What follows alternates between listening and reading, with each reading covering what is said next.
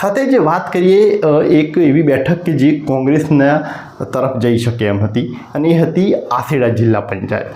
આસેડા જિલ્લા પંચાયતમાં એક તો બનાસકાંઠાની મોટાભાગની બધી જ સીટોના ઉમેદવાર જાહેર કર્યા બાદ આ એક એવી બેઠક હતી આસેડા જિલ્લા પંચાયત કે જેની છેલ્લી ઘડીએ ઉમેદવાર જાહેર કરવામાં આવ્યા હતા. ખૂબ છેલ્લે સૌથી લાસ્ટમાં જો કોઈ સીટના ઉમેદવાર જાહેર કરવામાં આવ્યા હોય તો એ આસેડા જિલ્લા પંચાયત હતી.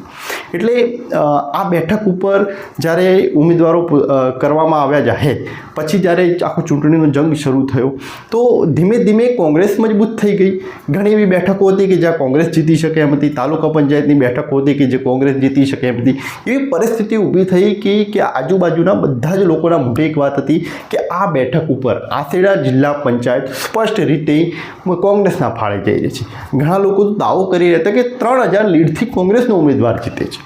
પણ જ્યારે પરિણામ આવ્યું ત્યારે બને છે એવું કે આસેડા જિલ્લા પંચાયતના સીટના જે ઉમેદવાર છે એ કેટલા મતોથી જીતે છે તો માત્ર 300, મતલબ રેન્ડમલી કહું છું કે 300 વોટથી તેઓ જીત જાય છે. મતલબ 300 વોટથી કોંગ્રેસના ઉમેદવાર હારી જાય છે.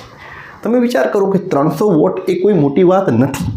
કોંગ્રેસના ઉમેદવારે ક્યાંક લાખ રૂપિયા ખર્ચીને ક્યાંક એ 300 વોટ કવર કરી દીધા હોત તો એમનું જીત થઈ હોત, એમનું ખૂબ નામ આજે ચર્ચાઈ રહ્યું હોત.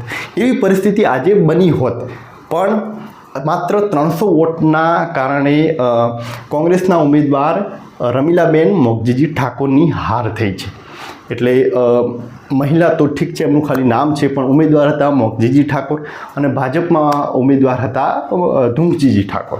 એટલે બંને પોતાના વિસ્તાર પ્રમાણે તમે જુઓ તો મજબૂત તો દાવેદાર હતા જ.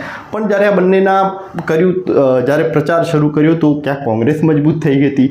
એવા સમીકરણો સેટ થયા કે જે કોંગ્રેસ જીતી શકે એવું લાગતું હતું. પણ છેલ્લી ઘડીએ પરિણામ જ્યારે આવ્યું તો 300 વોટનો ફેરના કારણે કોંગ્રેસ હારી જાય છે. એટલે એક તમે ઉમેદવારની દ્રષ્ટિએ તમે જુઓ કે જે વ્યક્તિ હારી ગયો છે એને આજે કેવું ફીલ થતું છે.